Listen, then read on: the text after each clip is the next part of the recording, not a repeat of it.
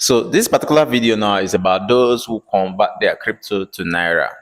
As long as you're in crypto, it's the most important part of being in the crypto too, because you can't be trading crypto or you can't be in crypto and not convert your crypto to Naira. However, most people usually use vendors, but this is if you do it yourself. Now on Bybit now, there's a new update now, and the update I like it so much. You remember how it's sometimes sorry, a call came in. So remember how it's somehow difficult to get the right vendor, and the moment you get the right vendor, sometimes these vendors are always very fast, and they're always very fast, and you wish to always get back to that particular vendor. Now, most times you can add those vendors to favorite, and sometimes you don't really have the time to do all of that. Now, Bybit have a feature now that shows you the vendors you've traded with before and the number of trades you've had with the person. So, for instance, now let's say you've traded with a particular vendor that use automated payment, because most of the Bybit vendors now, the ones that are serious with the business, use automated payment method. The moment you create and you click on the ad and you enter your amount, enter authentication, automatically you just receive the money in your bank, especially if you're using banks like OPay or any of these fintech bank. It's automatic. So some of those people don't stress you, they don't give you anyhow rules and regulation for you to follow. So now on Bybit, you can see that you've traded with them before, and you can click on their ads and trade with them again. So you don't have to face the stress of trying to select a good trader to trade with anymore. So if you are still confused about how to trade on Bybit, how to convert your crypto to Naira, or convert crypto to your local currency wherever you are on Bybit, and you can still comment under this video, and then I'll make that video again.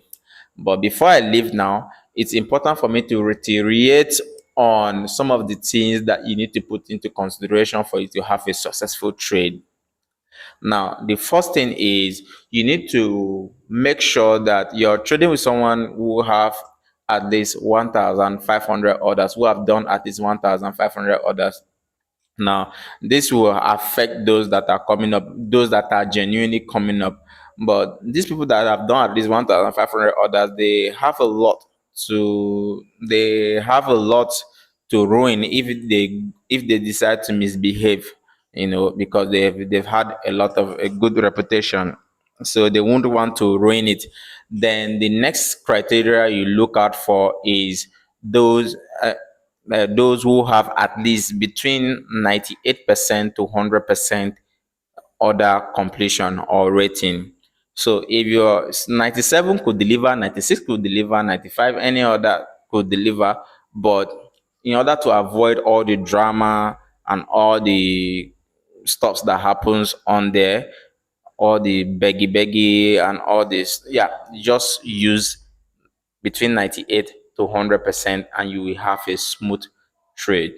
Okay, if there's any hitch, maybe just 1%, but 99.9% of the time it always works smoothly. Now remember, first 1,500 order plus. The more the order, sometimes you will see some of them with 5,000 orders that they've done in the past. Sometimes you see some of them with 10,000 orders. The more the order, the better. And the more the percentage completion, if 99%, 98%, 100%, the better also. Now, another thing, the other filter, which is very important that you have to check, is make sure that the person is online. Even if you trade with someone who have 99% rating, or and a 10,000 order, if that person is not online, you will still have delay in your trade. They may deliver later, but you will still have some delay, and you wouldn't like that. And the final thing is you make sure that you also rate them good after the trade, so that other persons could find them, you too could find them later. If they deliver well, rate them good. But if they waste your time, sometimes you just leave them like that. If they decide to play pranks on you, sometimes you can rate them the way they served you. Then you also make sure you use, very importantly, before you go on to do all of this, you must have entered the amount that you want to, buy or sell, the range of amount. Let's say, for instance, now you're converting your crypto from USDT to Naira, and you have like a crypto like about $700. Now you could enter the minimum, you can enter the amount in range like about 700,000.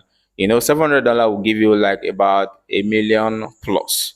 So, but 700,000, you see ads that falls within 700,000 and onward, so that you can see someone that has that amount that you're looking for to trade. So besides all of these, everything should move on smoothly. So let me know if this video helped you. Just make sure that you're following me for tips like this. Like this video, make sure you're following me. See you in my next video.